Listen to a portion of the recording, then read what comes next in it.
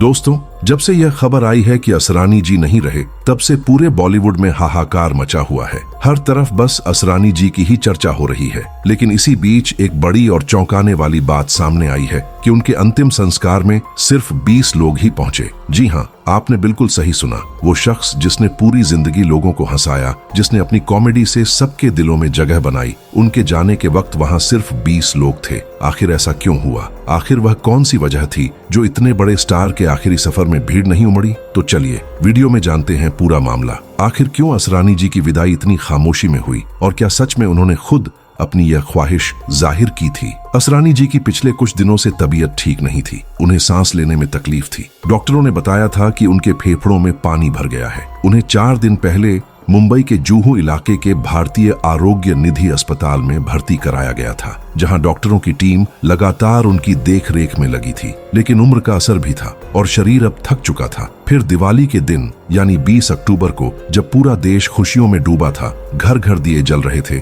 उसी दिन दोपहर के करीब 3 बजे के आसपास असरानी जी ने इस दुनिया को अलविदा कह दिया। कहा जाता है कि उन्होंने अपने परिवार से पहले ही कह दिया था कि जब भी ऐसा वक्त आए तो कोई शोर शराबा ना हो, कोई भीड़ ना हो, बस चुपचाप मेरा अंतिम संस्कार कर देना। और यही हुआ। दिवाली की शाम जब हर तरफ रोशनी थी, तब उनके घर पर सन्नाटा था। उनकी पत्नी मंजू असरानी और कुछ करीबी रिश्तेदार ही मौजूद थे। देर शाम असरानी जी का अंतिम संस्कार मुंबई के सांता क्रूज के शांति नगर वाले श्मशान घाट में किया गया, और वहां मौजूद लोगों की संख्या थी मुश्किल से 20। जी हाँ, सिर्फ 20 लोग ही आए। ना कोई फिल्म स्टार, ना कोई मीडिया, बस परिवार और कुछ नजदीकी दोस्त। लोगों को जब अगले दिन पता चला तो सब हैरान रह गए। सोशल मीडिया पर हर कोई यही पूछने लगा कि आखिर इतना बड़ा नाम और इतनी शांत विदाई क्यों? लेकिन जो लोग असरानी जी को जानते थे वो समझ गए कि यह सब उनकी अपनी इच्छा थी। उन्होंने हमेशा कहा था कि वह लोगों के चेहरों पर मुस्कान छोड़कर जाना चाहते हैं, न कि कोई आंसू देखना। अब अगर बात करें उनकी जिंदगी की, तो असरानी जी का असली नाम था गोवर्धन असरानी।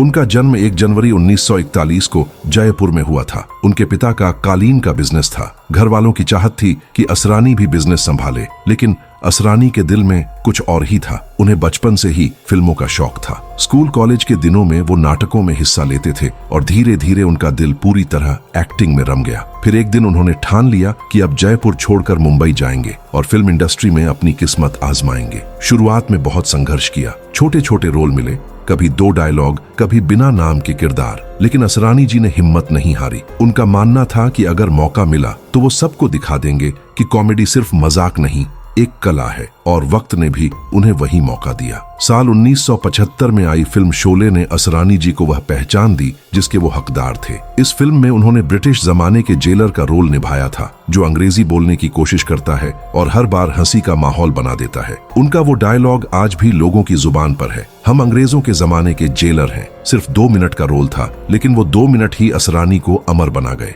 उस वक्त धर्मेंद्र जी ने भी कहा था कि असरानी जैसा टाइमिंग किसी के पास नहीं है। धर्मेंद्र और असरानी की दोस्ती शोले के वक्त से ही शुरू हुई थी। दोनों अक्सर सेट पर हंसी मजाक करते रहते थे। दोस्तों, अगर आप इस वीडियो के इस हिस्से तक आ ही गए हैं तो वीडियो को लाइक करके चैनल को सब्सक्राइब जरूर कर दीजिएगा। धर्मेंद्र ने कई बार कहा था कि असरानी जब भी आसपास होते थे माहौल हल्का हो जाता था। उनकी एनर्जी ही कुछ और थी। शोले के बाद असरानी ने लगातार एक से बढ़कर एक फिल्में दी। चुपके चुपके, छोटी सी बात, अभिमान, अमर अकबर एंथनी और फिर बाद में धमाल जैसी फिल्मों में उन्होंने ऐसे ऐसे किरदार किए कि लोग देखते ही मुस्कुरा देते थे। धमाल में उनका पापा जी वाला रोल तो आज भी मीम बनकर वायरल होता रहता है। लेकिन वक्त के साथ साथ असरानी जी ने खुद को बहुत सादा जिंदगी में ढाल लिया। वह ग्लैमर की दुनिया से थोड़ा दूर रहने लगे और अपनी पत्नी के साथ शांत जीवन जीने लगे। उनके बच्चे नहीं थे, लेकिन पत्नी मंजू जी के साथ उनकी जोड़ी इंडस्ट्री में मिसाल मानी जाती थी। दोनों ने साथ में कई थिएटर शो भी किए थे।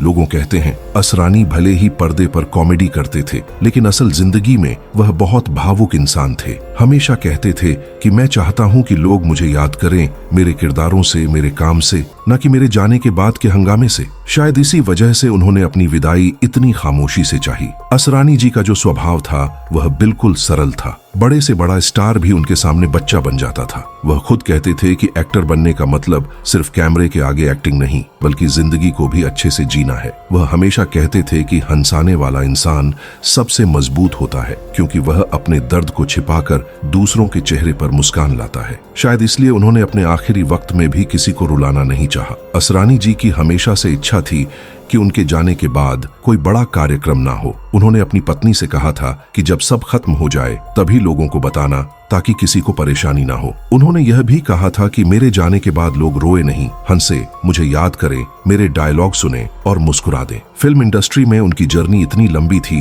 कि कई जनरेशन के कलाकार उनके साथ काम कर चुके थे। पुराने जमाने के हीरो से लेकर नए जमाने के स्टार तक हर कोई उन्हें अपने गुरु जैसा मानता था। गोविंदा, अक्षय कुमार, परेश रावल, जॉनी लीवर जैसे कलाकारों ने असरानी जी को कॉमेडी का स्कूल बताया। सबने कहा कि असरानी के सामने टाइमिंग सीखने की जरूरत नहीं थी, बस उनके साथ सीन करो तो अपने आप सीख जाओ। उनका एक इंटरव्यू अक्सर याद किया जाता है जिसमें उन्होंने कहा था कि जब मैं नया नया आया था तो मुझे किसी ने नहीं पहचाना, लेकिन मुझे भरोसा था कि मैं एक दिन हंसी का नाम बनूंगा। और सच में उन्होंने वो कर दिखाया। उन्होंने न सिर्फ कॉमेडी की बल्कि सीरियस रोल भी किए, लेकिन दर्शकों को उनकी कॉमेडी इतनी पसंद आई कि लोग उन्हें हंसते हुए ही देखना चाहते थे। उनकी आवाज में जो मिठास थी वह आज भी याद आती है। उनके एक्सप्रेशन इतने सटीक होते थे कि बिना बोले भी वह दर्शक को हंसा देते थे, और यही उनकी सबसे बड़ी ताकत थी। वह कहते थे कि कॉमेडी करना सबसे मुश्किल काम है, क्योंकि उसमें सच्चाई भी डालनी पड़ती है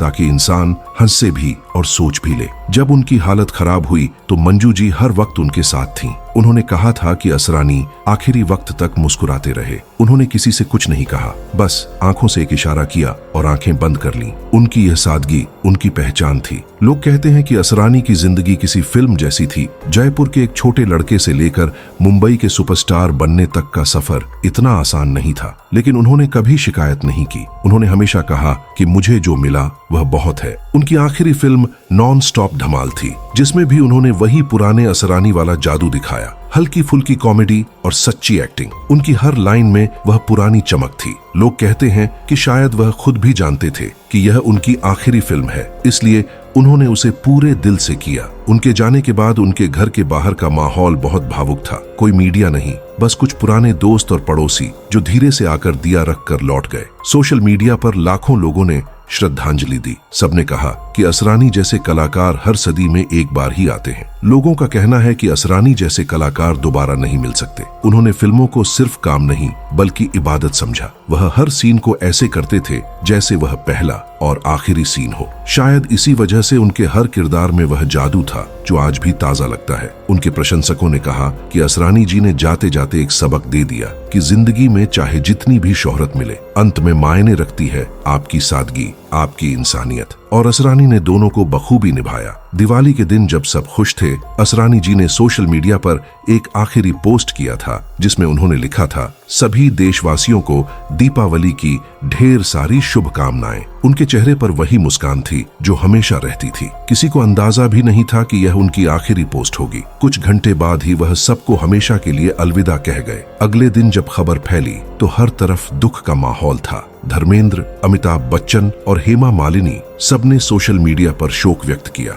धर्मेंद्र ने लिखा था, असरानी सिर्फ एक्टर नहीं थे, वह जिंदगी थे। उन्होंने हर फिल्म को रोशन कर दिया। उनकी हंसी अब भी कानों में गूंजती है। लोगों ने कहा, बॉलीवुड की यह दिवाली काली पड़ गई। असरानी जैसे कलाकार हर युग में नहीं आते। उन्होंने जो 50 साल सिनेमा को दिए वो किसी वरदान से कम नहीं है। कई लोगों ने कहा कि असरानी के जाने से कॉमेडी का एक दौर खत्म हो गया, लेकिन जो उन्होंने छोड़ा वो हमेशा रहेगा। उनके डायलॉग, उनके भाव और वो मुस्कान जो लाखों दिलों में अब भी जिंदा है। दोस्तों, ये तो हो गई असरानी जी की पूरी कहानी, मगर क्या आपको पता है कपिल शर्मा, जिसके पास कभी खाने को खाना नहीं होता था और पहनने के लिए ढंग के कपड़े नहीं होते थे, वो आज भारत का इतना बड़ा कॉमेडियन कैसे बन गया है? अगर आप ये जानना चाहते हैं तो स्क्रीन पर आ रही वीडियो पर क्लिक करके जरूर देखिएगा।